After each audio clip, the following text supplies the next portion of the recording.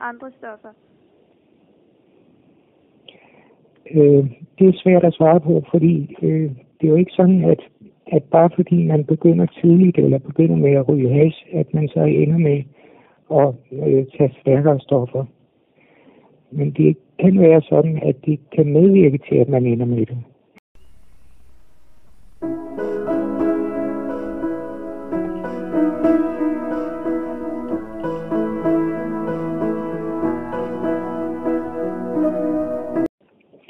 Altså også i unges misbrug, vi synes det mest vigtige, det er at hjælpe dem til at komme igennem ungdomsårene og blive voksne.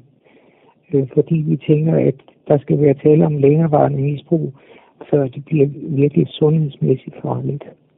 Så det vigtige for dem, når de er unge, det er simpelthen, at de slipper igennem ungdommen og bliver voksne. Og det er svært at slippe igennem ungdommen, hvis man har både med rusmidler.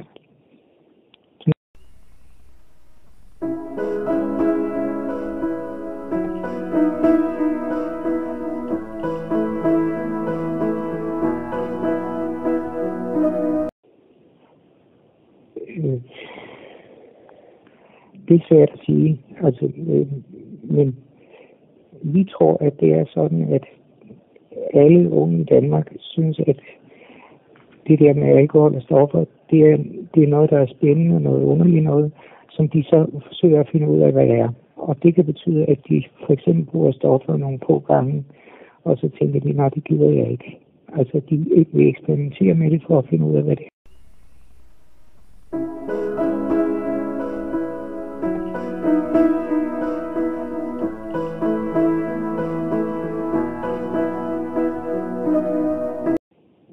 En gang til.